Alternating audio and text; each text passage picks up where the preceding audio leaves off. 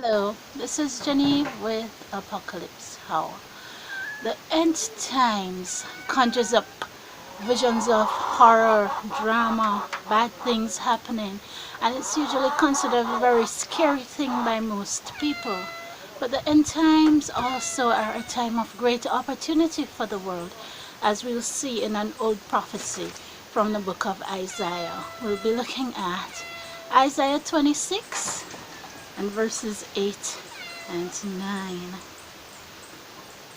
where Isaiah says, Yea, in the way of thy judgments, O Lord, have we waited for thee. The desire of our soul is to thy name, and to the remembrance of thee. With my soul have I desired thee in the night. Yea, with my spirit within me will I seek thee early. For when the judgments are in the earth, the inhabitants of the world will learn righteousness. And here is the opportunity when God's judgments are in the earth, and the greatest judgments are going to come at the end time. The inhabitants of the world will learn righteousness. What this means is that people will have an opportunity such as they've never had before when the judgments are there, such as they've never been before, to actually learn God's way, to become righteous, regardless of their origin, regardless of their family history, regardless of personal history, and regardless of religious upbringing or the lack thereof, which normally do stop people from attaining to righteousness in some cases. So this grand opportunity is going to open up as the judgments keep coming for people to come to God, to get to know God, and to become righteous.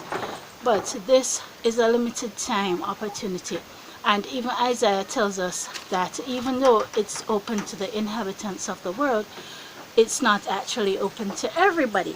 Because you take a look a little bit further down, and you'll see in verse 10 he says, Let favor be showed to the wicked, yet will he not learn righteousness.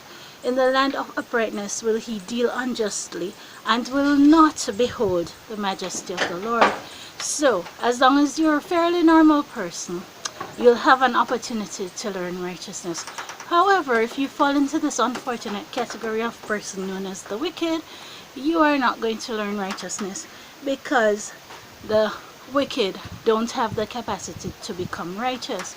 So that's one scenario in which you won't learn righteousness.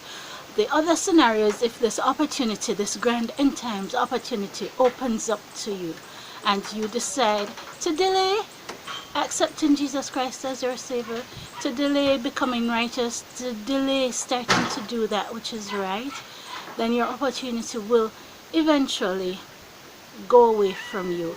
Not in the immediate time, not during the judgments, not at any time particularly soon in terms of end times prophecies, because we do have at least a 7-year period from the rapture until the return of Christ, and the coming of the 1,000-year reign. So you do have an opportunity to learn righteousness during judgment.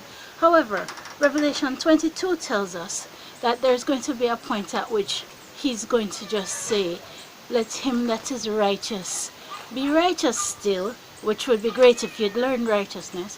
But it also says, Let him that is filthy be filthy still, which means that at that point the opportunity to become righteous is going to be gone. Basically, right at this moment, you have that opportunity now. In the earliest parts of the end of days judgments, we're just beginning to see signs. The rapture isn't here yet, and the worst has not yet started. So you can be an early adopter for righteousness, get in on the ground floor and skip a lot of the horrible things that are coming, because if you're righteous before the rapture and before the tribulation period, you will in a lot of ways be shielded from the things that are coming on the earth, because the wrath of God does not rest upon the righteous, it rests upon the wicked. So pick a side. Are you righteous? Are you going to be wicked?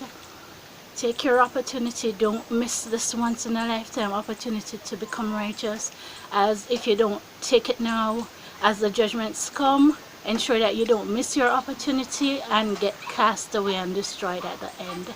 And with that, I bid you well. Maranatha. Goodbye.